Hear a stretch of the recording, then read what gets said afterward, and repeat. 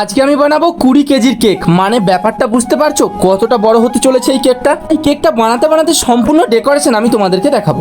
Customer এক সপ্তাহ আগেই কেকটি অর্ডার দিয়ে গিয়েছিল তার দাদা বৌদির অ্যানিভার্সারির জন্য, আর আমাকে বললো 300 থেকে 400 লোক হবে তেমন একটা কেক আমাকে বানিয়ে দাও, ফ্লাওয়ার ডেকোরেশন হলেই হবে। অ্যানিভার্সারি অনুষ্ঠানে যখন 300-400 গেস্ট এসেছে তার জন্য অন্তত 20 কিলো অর্থাৎ 40 পাউন্ডের কেক অন্তত লাগবেই। আর কাস্টমারকে বলে দিয়েছিলাম এত বড় কেক ফিনিশিং দেওয়ার পর সঙ্গে সঙ্গে কিন্তু এসিওয়ালা গাড়ি নিয়ে আসতে হবে, তা না হলে কেকটি রাখা যাবে না। তাই আগের দিনই রাত্রিবেলায় লেয়ার করে ডিপ ফ্রিজে ভালোভাবে সেট করে নিয়েছিলাম যাতে ফিনিশিং এর সময় অসুবিধা না হয়। কেকটি রেডি হওয়ার যখন প্রায় শেষ পথে তখন আমি কাস্টমারকে ফোন করে জিজ্ঞাসা করে নিলাম আপনার গাড়ি রেডি তো। তোমার বলছে রেডি মানে তোমার দোকানের সামনে দেখো চলে গেছে। আমি কাউন্টার থেকে বেরিয়ে দেখছি হ্যাঁ সত্যি তো গাড়ি তো ওয়েট করছে এই কেকটিকে নিয়ে যাওয়ার জন্য। আর কেকটি যেহেতু অ্যানিভার্সারি পারপাসে ছিল তাই আমাকে হ্যাপি অ্যানিভার্সারি কেকটাই লিখে দিতে বলেছিল, সেটা আমি লিখে দিয়েছি। আমি এবং আমার বন্ধু কেকটি সহমতে রেডি করে নিলাম আর গাড়ি ওয়েট করছে, এই গাড়িটা করেই কেকটি যাবে। তো বড় কেকটা নিয়ে যখন আমি কাউন্টার থেকে বেরোচ্ছি দেখছি রাস্তায় আনাগোলা লোকের নজর শুধু এই কেকটির দিকে। ফাইনালি তাড়াহুড়োর মধ্যে আমরা কেকটি রেডি করে দিলাম এবং গাড়িতে ভালোভাবে সেট করে দিচ্ছি যাতে নিয়ে যেতে কোনো অসুবিধা না হয়। ফাইনালি কাস্টমারের মুখে খুশি দেখে